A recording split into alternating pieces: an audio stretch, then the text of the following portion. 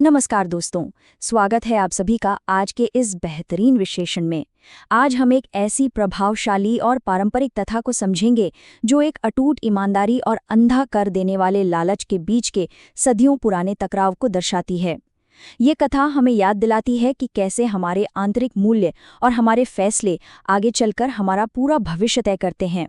जरा सोचिए, कितनी बार ऐसा होता है कि लोग स्थायी शांति और सुकून को छोड़कर बस रातों रात अमीर बनने के भ्रम में पड़ जाते हैं।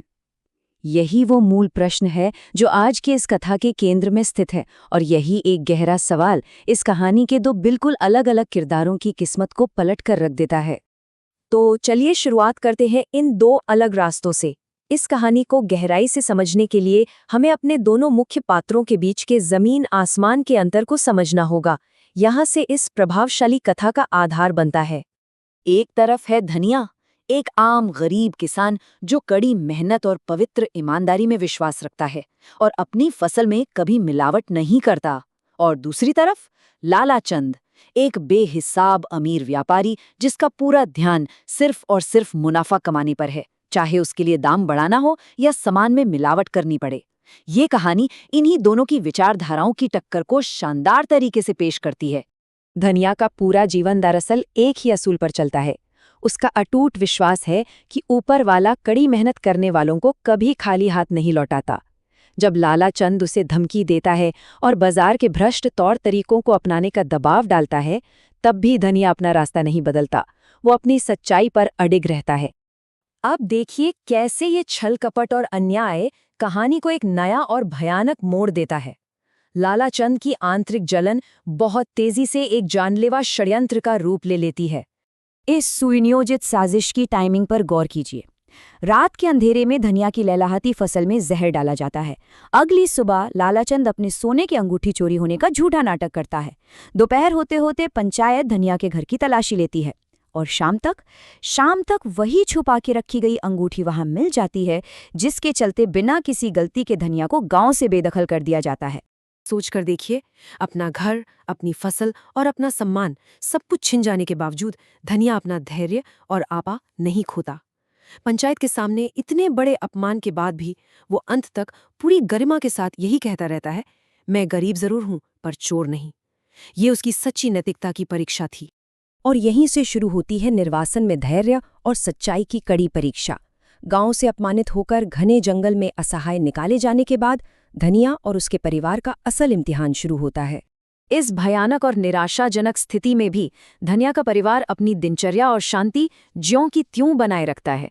एक भयानक तूफान से बचने के लिए जब वो एक रहस्यमयी गुफा में शरण लेते हैं, तो बेटी गौरी को सफाई करते वक्त अचानक सोने के सिक्कों की एक थैली मिलती है।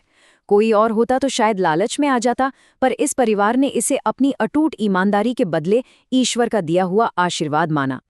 अब यहाँ धनिया की ईमानदारी देखिए कि वो उस खजाने का करता क्या है। इतनी अचानक मिली दौलत पर वो कुंडी मारकर नहीं बैठता। वो उस खजाने का सिर्फ एक बहुत ही छोटा सा हिस्सा निकालता है, जिससे पड़ोस के गांव में एक मामूली सा घर और थोड़ी जमीन खरीदी जा सके, और बिना किसी अहंकार के वो फिर से अपनी वही कड़ी मेहनत वाली खेती की जिंदगी में पूरी तरह लौट जाता है। अब आते हैं अंधे लालच और पतन की तरफ। जैसे ही लालाचंद को धनिया की इस अचानक आई खुशहाली और उस गुफा का रहस्य पता चलता है, कथा में स्थिति बिल्कुल उलट जाती है। एक नया और खौफनाक अध्याय शुरू होता है। लालाचंद तुरंत उस गुफा की तरफ भागता है, किसी मजबूरी में शरण लेने नहीं, बल्कि अंधे लालच में दौलत बटोरने। उसे वहां अंदर सोने से भरी एक और थैली मिल भी जाती है। पर लालच इंसान का दिमाग कैसे बंद कर देता है, ये उसका सटीक उदाहरण है।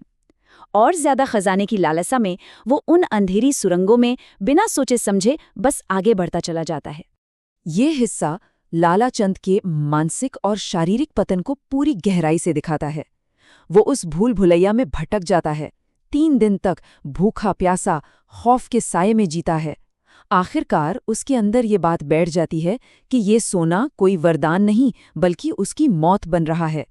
अपनी जान बचाने के लिए उसे आखिरकार उस भारी थैली को वहीं छोड़ना पड़ता है। और ध्यान दीजिए, जब उसके हाथ खाली होते हैं तभी उसे बाहर निकलने का रास्ता मिल पाता है। मौत को इतने करीब से देखने के बाद लालाचंद इस कड़ी सच्चाई का सामना करने के लिए मजबूर हो जाता है। उसे एहसास होता है कि ये खजाना एक आशीर्वाद नहीं बल्कि सीधे उसके गले का फंदा बन चुका था। ये उसके अपने ही किए गए बुरे कर्मों और बेहिसाब लालच की आखिरी कीमत थी। तो अब समय है अंतिम फैसले का। जब गांव वालों के सामने उस झूठी अंगूठी और साजिश का पूरा सच आखिरकार खुलकर सामने आता है, तो न्याय और नैतिकता का तराजू खुद ब खुद बराबर हो जाता है। दोनों पात्रों के शुरुआती और आखिरी हालात की यह तुलना सच में हैरान करने वाली है। देखिए, धनिया जो शुरू में गरीब लेकिन ईमानदार था, अंत में समृद्ध और सम्मानित हो गया। वहीं लालाचंद, जो अपनी दौलत और ताकत के घमंड में चूर था, अंत में निष्कासित और पूरी तरह अपमानित हुआ। इनके अपने नैतिक फैसलों ने ही इनकी इस नियति का अंतिम फैसला किया। ये अंतिम निष्कर्ष इस कथा के मूल विषय को दृढ़ता से स्थापित कर देता है। पंचायत औपचारिक रूप से धनिया को निर्दोष मानती है। गांव के मुखिया खुद उसे माफी मांगने और वापस बुलाने जाते हैं, पर धनिया बड़ी शांति से इनकार कर देता है, क्योंकि उसे अपने नए समाज में असल सुकून मिल गया है। वहीं लालाचंद पर भारी जुर्माना लगाकर उसे हमेशा के लिए बैनिश कर दिया जाता है। सच में ईमानदारी एक स्थायी नींव बनाती है, जबकि लालच इंसान का सब कुछ मिटा देता है।